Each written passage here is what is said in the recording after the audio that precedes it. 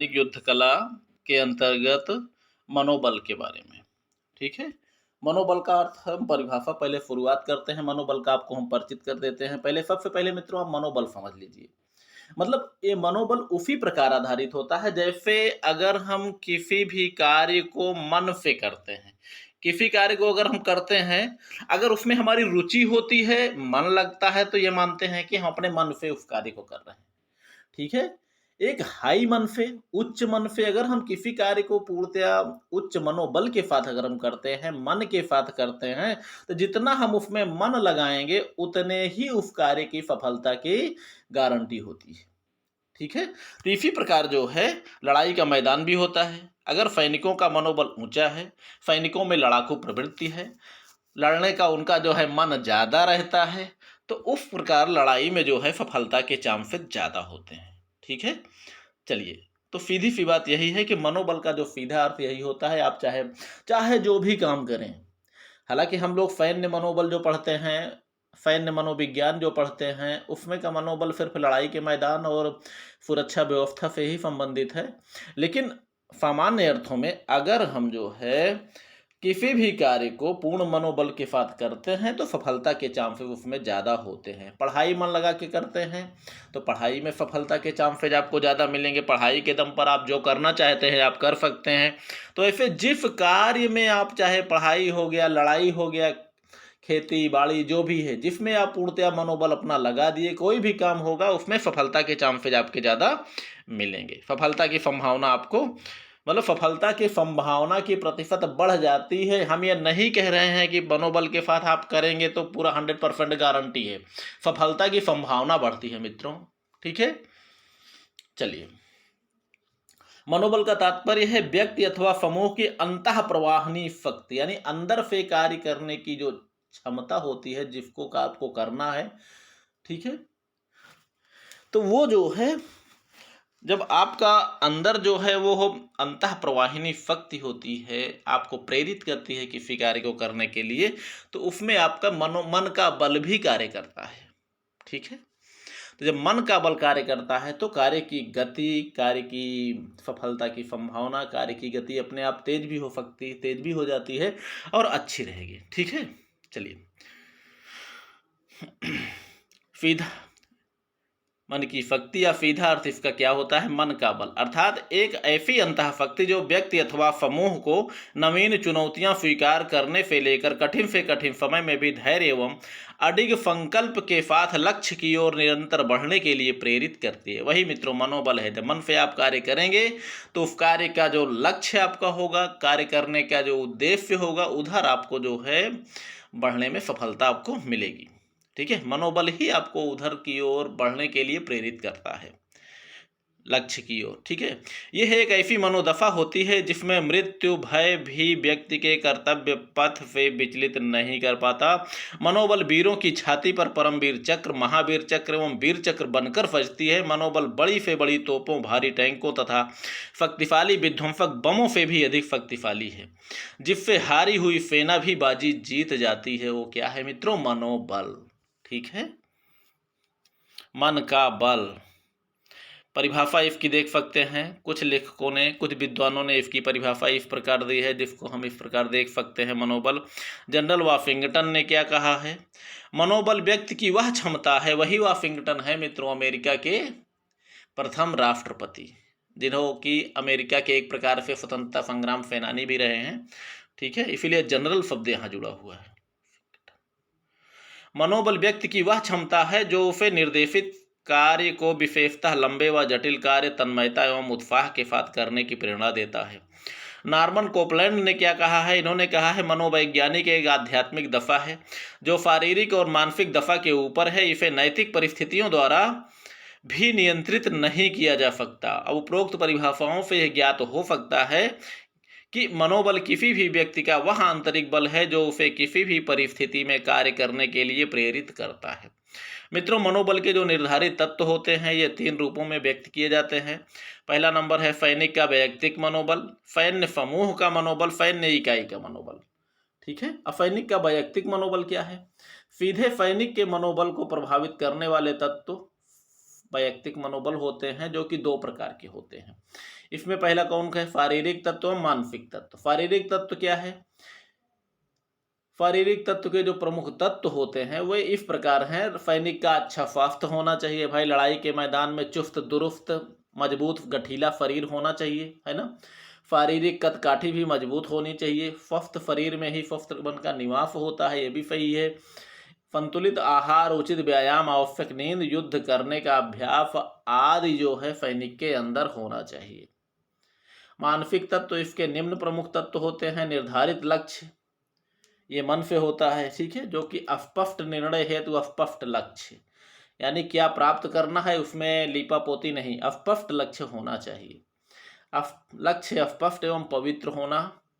किसी को पीड़ित करने या किसी को अनावश्यक परेशान करना लक्ष्य में शामिल नहीं करना चाहिए, अर्थात किसी को तंग करना, किसी को परेशान करना, यह लक्ष्य में शामिल नहीं करना चाहिए, ठीक है। अगला है अब है आत्मविश्वास। मित्रों ये तो हम पढ़ चुके हैं मानसिक तत्व, ठीक है। मानसिक तत्व के बाद हम पढ़ते हैं आत्मविश्वास। अपनी योग्यता एवं क्षमता पर पूर्ण विश्वास होना चाहिए। अपने को शत्रु से श्रेष्ठ समझना चाहिए। आत्मविश्वास श्रेष्ठ प्रशिक्षण, अनुशासन, नेतृत्व आदि पर निर्भर करता है। कहते हैं ना आत्मविश्वास, ठीक है। आत्मविश्वास भी एक प्रकार से मनोबल का ही एक पार्ट है, ठीक है। अगला है धार्मिक मान्यताओं का विवरण। अपने इष्ट एवं देवी देवताओं की शक्तियों पर पूर्ण विश्वास होना चाहिए। गीता के उपदेश पर पूर्ण विश्वास, जैसे विजय पर धरती का सुख, युद्ध में मृत्यु पर स्वर्ग का सुख, आत्मा की अमरता आदि का ज्ञान मृत्यु के भय को दूर करता है। यानी ये उसको जो है लगता है कि हम चाहे जैसे भी लड़ें हम मरेंगे ही नहीं, पूरी ताकत, यानी सुरक्षा का कोई जो है भय नहीं होता कि हम, क्योंकि उसको लगता है आत्मा अमर है, ना हम मरेंगे अगर जीवित रहेंगे तो धरती का सुख, मरेंगे तो स्वर्ग का सुख। आत्मा अमर है, आत्मा कभी मर ही नहीं सकती। इसलिए ये सारा ज्ञान जो है मृत्यु के भय को मनुष्य से या सैनिक से दूर भगाता है। अगला है आत्मनियंत्रण। धार्मिक और नैतिक मान्यताओं पर अडिग विश्वास से आत्मनियंत्रण की शक्ति आती है। आत्मसम्मान, आत्मविश्वास एवं आत्मनियंत्रण से सैनिकों के भीतर आत्मसम्मान की भावना का विकास होता है। सैनिकों में श्रेष्ठ गुणों का सम्मान, प्रोत्साहन, पुरस्कार आदि आत्मसम्मान की भावना को सुदृढ़ करते हैं। परिवार कल्याण, लक्ष्य के प्रति पूर्ण निष्ठा का विकास होना चाहिए। समर्पण की भावना का विकास, सैनिक का विश्वास कि सरकार उसके परिवार का संपूर्ण ध्यान रखेगी। भाई मनोबल तब ऊंचा रहेगा कि अगर हमें कुछ हो जाएगा तो हमारे ऊपर जो है जिसके लिए हम युद्ध कर रहे हैं, जिनके अधीन लड़ रहे हैं, वो हमारे परिवार का, यानी परिवार को हमारे कोई खतरा नहीं, परिवार हमारा सुरक्षित है, ऐसा मन में धारण करना चाहिए। तभी आप मौत से डरेंगे नहीं, ठीक है। अगला है पारस्परिक कर्तव्य बोध। अपने कार्यों से सैनिकों को प्रभावित करना। सैनिक अपने अधिकारियों की गतिविधियों का निरीक्षण करते रहते हैं और उनसे प्रेरणा लेते रहते हैं। अब दूसरा है सैन्य समूह का बल। ये तो हो गया मित्रों वैयक्तिक मनोबल। सैन्य समूह के मनोबल में क्या है? सैन्य समूहों का मनोबल निम्न तत्वों पर निर्भर करता है। क्या है उसमें? नेतृत्व में दल नायक की महत्वपूर्ण भूमिका हो रही। दल नायक का मतलब दल के नेता, ठीक है, उनकी भूमिका महत्वपूर्ण होती है। खास करके युद्ध में जैसे कमांडर वही है, युद्ध का कमांडर जो होता है वही युद्ध के दल का नेतृत्व करता होता है। और कठिन परिस्थितियों में भी युद्ध करने का प्रशिक्षण देना, तभी उनका विषम परिस्थितियों में मनोबल बना रहेगा। यानी हर प्रकार की परिस्थितियों में युद्ध का प्रशिक्षण, युद्ध करने की क्षमता, युद्ध लड़ने का अभ्यास अगर है तो विषम परिस्थितियों में भी मनोबल नहीं टूटेगा, ठीक है। दूसरा है अनुशासन। उच्च मनोबल का आधार अनुशासन होता है। अधिकारी के आदेश पालन की भावना होनी चाहिए, कर्तव्य पालन की भावना होनी चाहिए। यही चीज सैनिकों में अनुशासन को विकसित करता है, ठीक है। अगला है उच्च सैन्य प्रशिक्षण। उच्च कोटि के अस्त्र शस्त्र का प्रशिक्षण के अभाव में हथियारों का भंडार सारा बेकार होता है। कितना भी हथियार हो जाए, अगर हथियार चलाने की कला नहीं आती तो कोई मतलब नहीं है उन प्रकार के हथियारों का। अन्यथा वही दफा होगी जो 1965 के युद्ध में पाकिस्तानी टैंकधारियों का हुआ था, ठीक है। अस्त्र शस्त्र की महत्ता प्रयोग करने वालों की कार्यकुशलता पर निर्भर होती है। मित्रों ये हम लोग पढ़ रहे हैं सामूहिक मनोबल, क्या बोलते हैं, सैन्य समूह का मनोबल। अगला है फ्रेफ्ट, फैनिक, फाज, फज्जा एवं अस्त्र शस्त्र।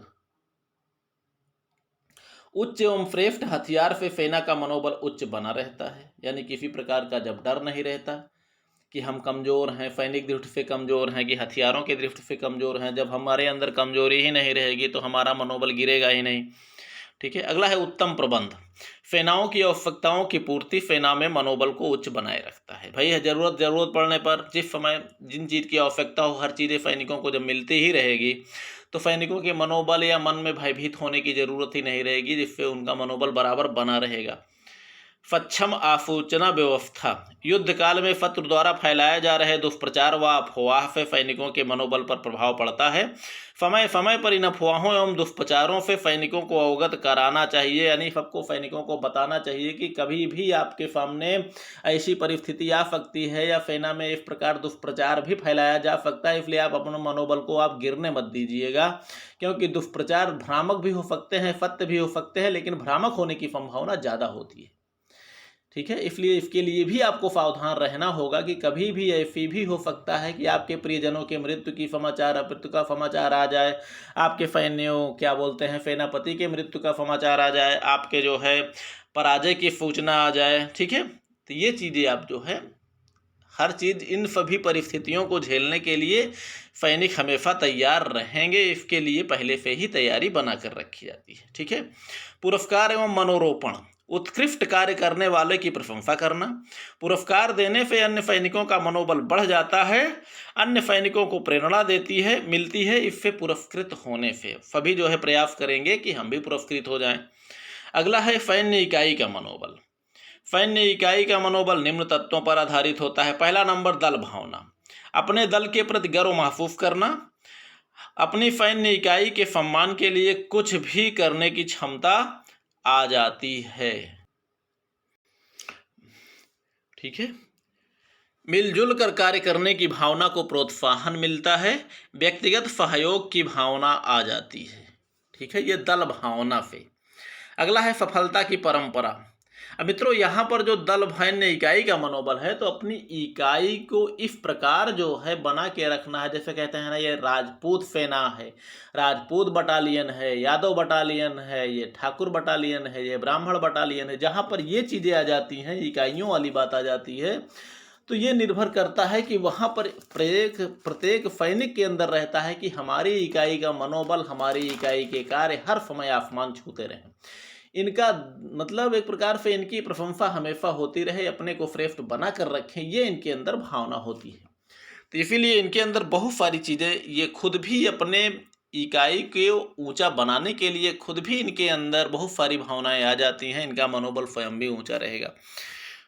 ठीक है। अब मिलजुल कर कार्य करने की भावना को प्रोत्साहन मिलता है, व्यक्तिगत सहयोग की भावना आ जाती है। सफलता की परंपरा क्या है? उत्तम परंपरा नव आगंतुक सैनिकों के लिए प्रोत्साहन का कार्य करती है। लगता है ना जैसे कि आप इस समय इस जो है बटालियन में आ गए हैं, अर्थात अब आप भी जो है अपने आप को फेर समझिए, अफेरों की तरह आप कार्य भी करिए। ठीक है। उत्तम परंपरा नव आगंतुक सैनिकों के लिए प्रोत्साहन का कार्य करती है। इतिहास का उदाहरण, वीरता की परंपरा आदि को प्रदर्शित करना। चक्र, पदक एवं शत्रु के जीते गए स्मरण चिन्हों का प्रदर्शन किया जाता है इसमें। ठीक है। राष्ट्रभक्ति या राजभक्ति, सैनिकों में राष्ट्रभक्ति या राजभक्ति की भावना को भरने की आवश्यकता एवं देश की रक्षा के लिए बड़ा से बड़ा त्याग करने की भावना सैनिकों के मनोबल को उच्च बनाए रखती है। सैनिक अधिकारियों का मनोबल, सेनापति का मनोबल बढ़ाने के लिए आवश्यक बिंदु जो होते हैं, बार बार सैन्य लक्ष्य में परिवर्तन नहीं करना चाहिए, अन्य गतिविधियों में अनावश्यक हस्तक्षेप नहीं करना सैन्य गतिविधियों में अनावश्यक हस्तक्षेप नहीं करना चाहिए। महान सेनापतियों जैसे Napoleon, Julius Caesar, Gustav Sikandar, Frederick आदि के कार्यों का अध्ययन एवं उनके भीतर के गुण को जानने का प्रयास करना चाहिए। तो मित्रों, उम्मीद करता हूँ ये छोटा चैप्टर आपको समझ में जरूर आया होगा। अगले में हम लोग पढ़ लेंगे मनोविज्ञान का ही, मनोवैज्ञानिक युद्ध कला का ही पढ़ेंगे, अनुशासन। ठीक है। चलिए, पढ़िए लिखिए, मस्त रहे मित्रों। लाइक और सब्सक्राइब जरूर कर दिया कीजिए।